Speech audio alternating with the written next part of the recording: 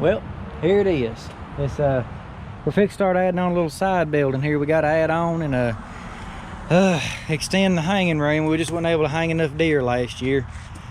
We had to put too many on the ground, and I hate putting deer on the ground. I hate skinning cold deer. So we're gonna get to where we can hold probably about 70 or 80 instead of 40 hanging. But let me tell you, that sucks having 40 hanging and about 30 on the ground.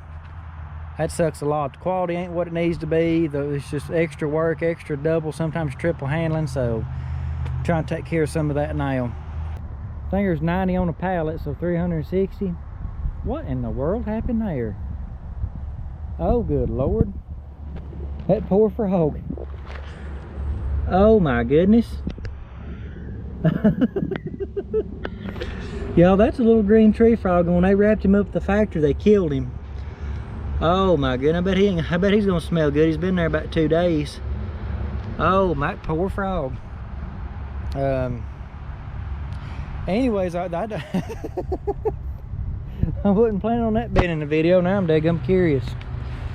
Okay, I ain't seeing nothing anyway. So it's about 360. I don't need all of these, but I think it's gonna take almost 300 to get the job done. I decided to put a door on it, so it's actually gonna take less than what I originally anticipated. But it's always good to have some extra blocks, you know, in case I do another project or want to build like a little dog pen or something, or a real nice one, you know. But anyhow, we got some work to do, so I'm gonna get on showing y'all how I get it done. Okay, first thing first, we're gonna dispel something right quick, I guess you could say. Now, most people think a block is 8 by 8 by 16. Well, they're wrong. A 2x4 ain't actually a 2x4, is it? So when you throw that tape to it, you realize real quick it's 15 and, well, this one's just a bit shy of 5/8. Anyway, it's supposed to be 15 and 5/8. Yep, it's like a 1/16 shy. But anyways, the point of that is it's supposed to allow for a 3/8 mortar gap. In other words, you're supposed to have 3/8 of an inch worth of mortar in between them, and that's going to equal your 16 inches. Now, another thing I was taught, and a good little trick to help measure out your block, know where everything's going to be laying at, is also at 16 inches, you got a little red mark in here on most tapes. Most people think that's for studs, but you can make a stud, you know, 18, 24, and whatever. You know, you can make them all kind of set distances apart. So what one guy told me was that these little red marks every 16 inches was originally for block work.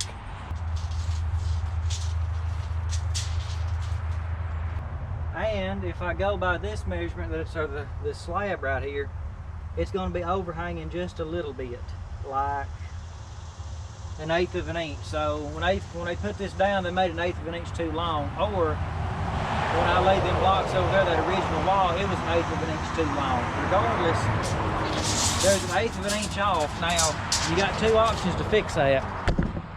One thing you can do is, come on, tape, I know you wore out. Come on, get back in there. Come on now, just work with me. It's a professional video, come on.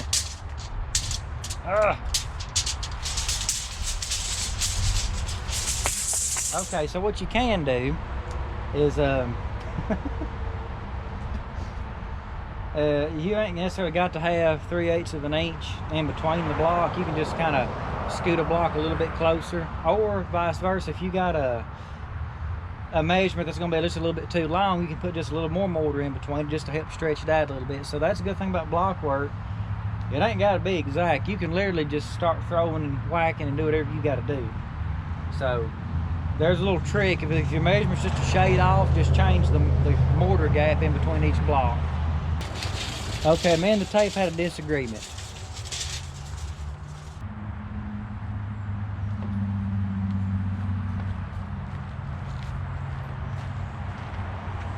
So I decided to put a door on it. Went and got a door. Like 200 bucks, whatever it was. But what I'm going to show you right fast is how some of that block work is going to work out. Now, I measured from this side over here, and this is 4 foot to that mark. So that's where the edge of the door is going to be. The door is 33.5. So I'm probably going to go for a 34-inch gap, I suppose. Just anyway, it don't matter, because all I'm going to do is butt up to this line, because that's where the blocks are going to come to, right here. That's like I said, this is block work. From here over is gonna be the door. And the edge of the door on the other side, this is 33.5, but like I said, I'm gonna see where the blocks lay to and everything and go from there. But either way, the block work actually comes out to here. So I'm gonna have to cut blocks right here to make them work, unfortunately.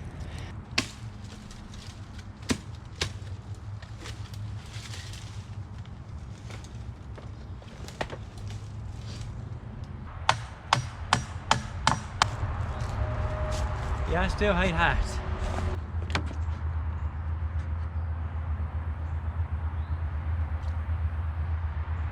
What I'm gonna do is I'm just gonna clamp it on here in position, and that should work just fine, I hope.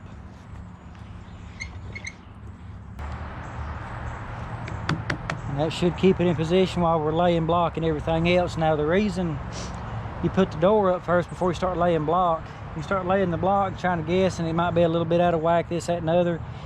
You got to go back and fill in all them gaps, and sometimes you got to make a shim, you know, 3-4 foot long sometimes, and it's got to slowly taper off and get thinner and thinner and thinner just to fix what you already screwed up. Or you got to put a whole bunch of caulk and foam and whatever. If you go ahead and put the door up and just put the blocks to it, it's just going to be perfect anyways. Once again, it's easier just to add a little more mortar or leave a little mortar out than it is to come back and just completely, finely, precisely make a shim to completely fit into that gap you just made.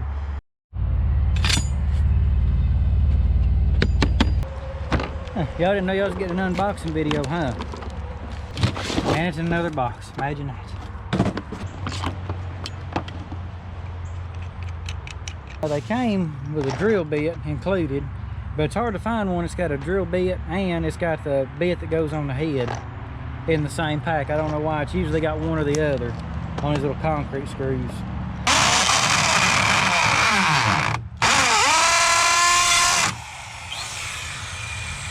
Whoa. Chuck didn't tighten down very well.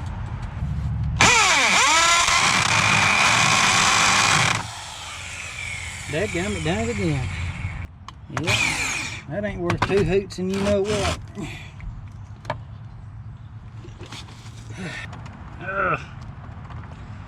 Fixing to pull an old trapper trick and see if I can get this bit to work. On some of your hide stretchers or your war stretchers, you got this little piece, you know, it's just a big old piece of bark comes around, or war, whatever you want to call it, like this. And here at the back, you'll have these little pieces that are meant to grab onto the edge and wedge and bind on that metal and not slide up and down, and have little hooks to hold on to the fur. But sometimes them new ones want to slip. So a little trick you can do with them, I don't know how well it's going to work on a drill bit. I reckon we're going to find out. Take the edge of a file and just run down it, and that'll scuff it up and make it a little rough and make it bite into it more. Now you're not trying to make it flat and smooth it out, you're trying to intentionally take that corner and rough it up, the very edge of the file.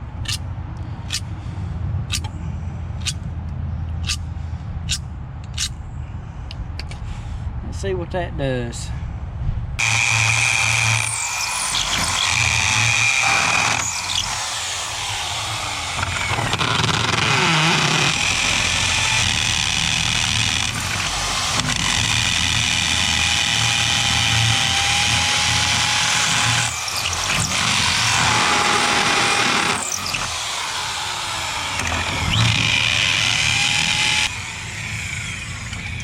I guess the old trapper trick worked, didn't it?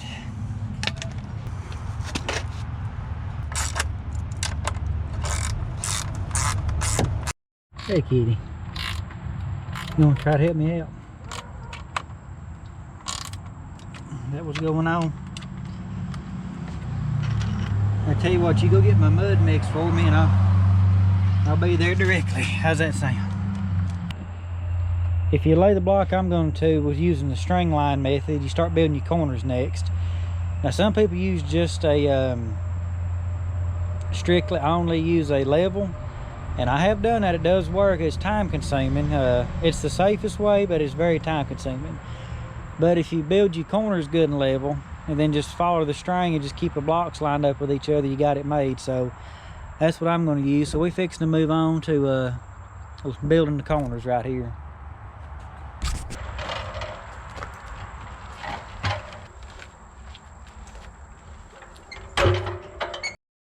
And there's the old girl right there. And I mixed up a lot of mortar with this whole thing. Matter of fact, when I built this deer process and laid all these blocks, it mixed all the mortar for them. Maybe besides maybe a trough or two. Little mixing pan, but there it is. Still got some stuff we probably should have knocked off years ago, like 6-7 years ago, but y'all get the idea. Hopefully it won't affect nothing today.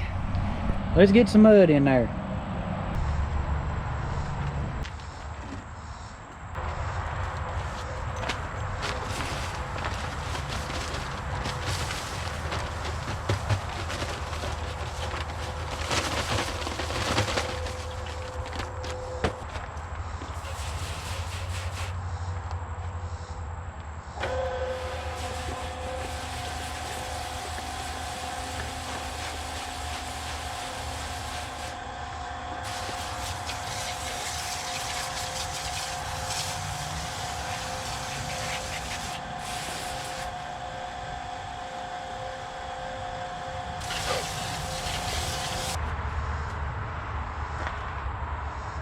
That's pretty daggone good. As far as the water measurement, I don't know. I just spray until I think it's right, but that's what you're looking for. Now, unfortunately, I was out running dogs when they dropped all this off, so they put them in horrible places. I ain't got much working room to get around these. I'm also not going to unstack them just to have to stack them again. It's double handling, so I'm just going to have to double step instead of double handle, I guess. But oh well, that's what I get for training high quality, good rabbit dogs. Pup's coming up soon.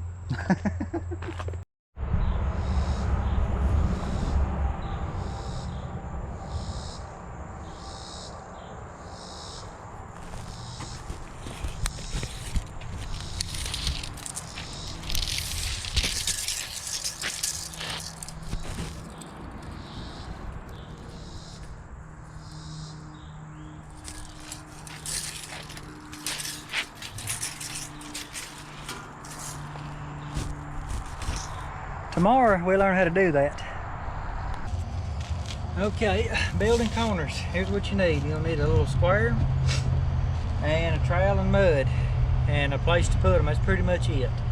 Pretty self-explanatory. Now, first thing first, you gotta lay some mud down. You already know his blocks are gonna be about that wide, so you need to put some mud this way, then some mud over here for them to lay on, obviously. Here, turn sideways. Just like that. Get you some more. And if you can't scoop it off the side, you come over here just a little ways. Just like that, just tap and working your way back. Makes it fall off.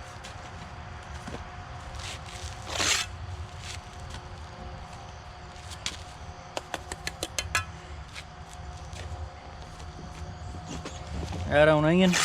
There we go, there's some mud down. Now some people go back, if you notice on the block, I've done laid down for the edge, and I've laid down for the long, or the end of what would be the block right there, and the two edges right here. However, you get noticing, there's 3 cross sections. Now some people go back, they'll get another scoop, and they'll put one every spot. I just find it to be unnecessary. It just has no point, because you're going to continue to lay block this way, so it really has no purpose of putting extra ones there. It just, to me, it's just wasting mud. And I waste enough mud anyway, so I ain't got no point in doing that.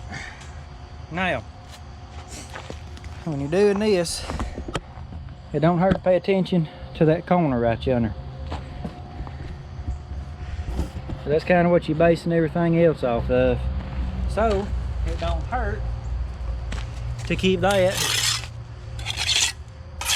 corner clean. That way when you're looking down it, you get a better visual of what you're dealing with. And also, you notice when I scoop this on here, I ain't doing it straight down, I ain't doing it off the side. I'm angled in just a little bit to keep it in. It works better when you do that, trust me. But anyways, I ain't gotta do nothing to the block because it's just a corner piece. It ain't been stuck to nothing else, so here we go. Blocks, the ones made nowadays, they got a swell right here that allows you to grab better. The other side's narrow. Hopefully you can see the difference there.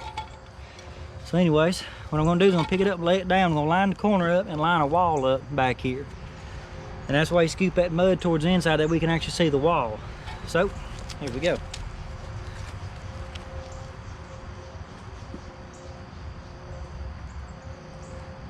You just ease her down there.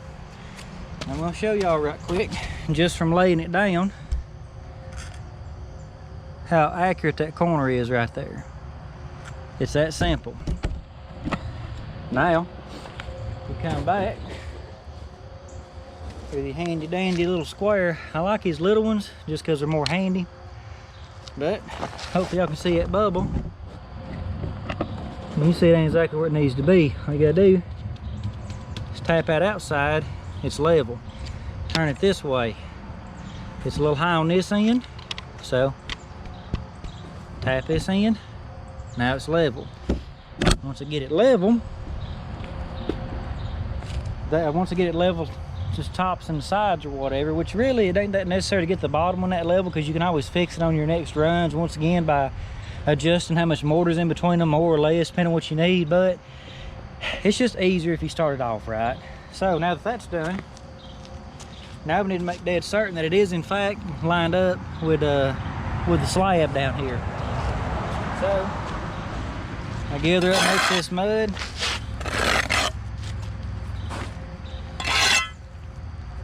Throw it back in the pan or whatever. So put down this side, needs to come this way. That's level. Put her down here. Now another thing I do, which probably ain't plumb necessary, a lot of people, they go back when it's all said and done, and they'll they got this little tool that goes in here and makes all these joints look pretty. I just take back that trowel while it's wet and just do that. Simple as that.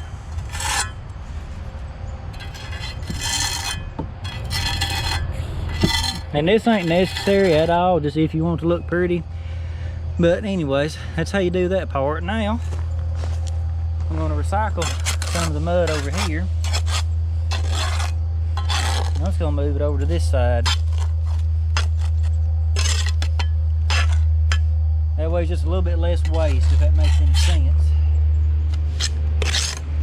And we're going to lay a block this way now. You actually got to have something sealing off the outside world. So you got to put a line here and here to butt up against this block. So here's how you do that.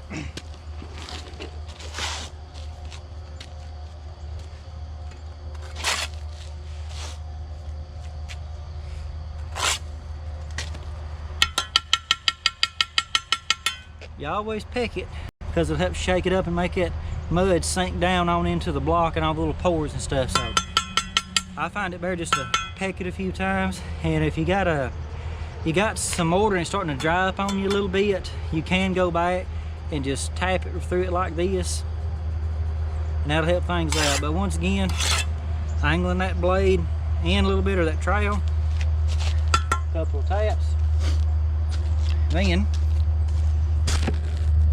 same thing. I'm going to line up a corner and edge up here, and then I'm going to line it up with the wall on the outside. So same concept. And I just come down, you just want to make one motion. If not, you're probably going to screw it up. Just like so.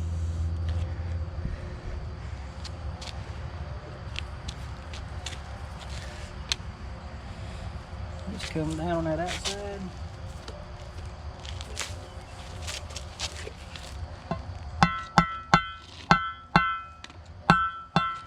That's good.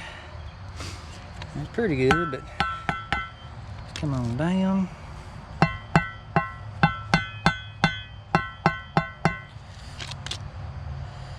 That's good enough. I'm gonna butt it up with the other one.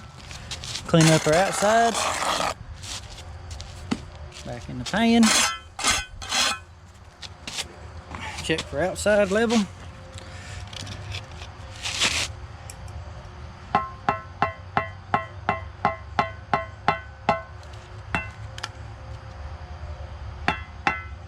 There we go.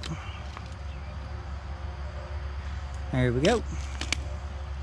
It's a little bit high when I'm going, like the block's level. You can see it's in the bubbles correctly, but over here, between this block and that block, it's a little off. Now I will say the longer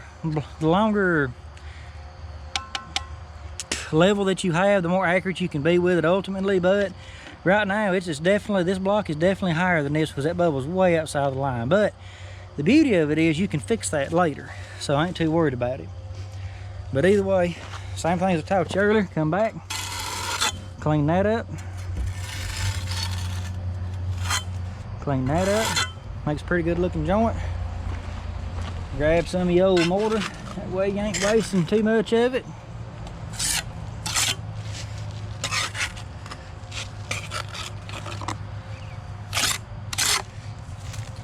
On to the next block. Now the rest of this is pretty self-explanatory. You just keep your corners lined up, keep everything level. So that's block laying. I mean, it's that simple. So, and then like I said, if you start getting out of whack, remember the red marks on your tape, because that's your block work. But either way, just as long as you stay in level and straight, it says you can't really screw this up. I mean, anybody can do this as long as they're physically capable. But anyways, on to the time lapse.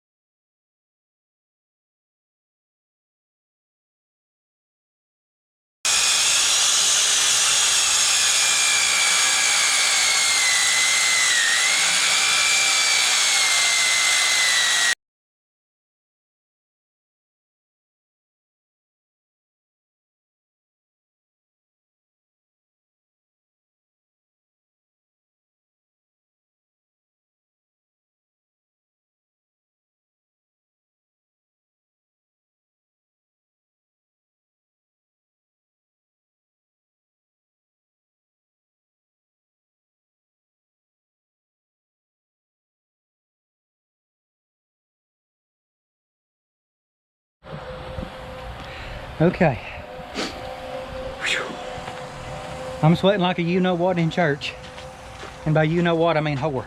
Now, if you ever wonder what 180 blocks look like stacked up, or 2 pallets stacked end to end, that's what it looks like. So,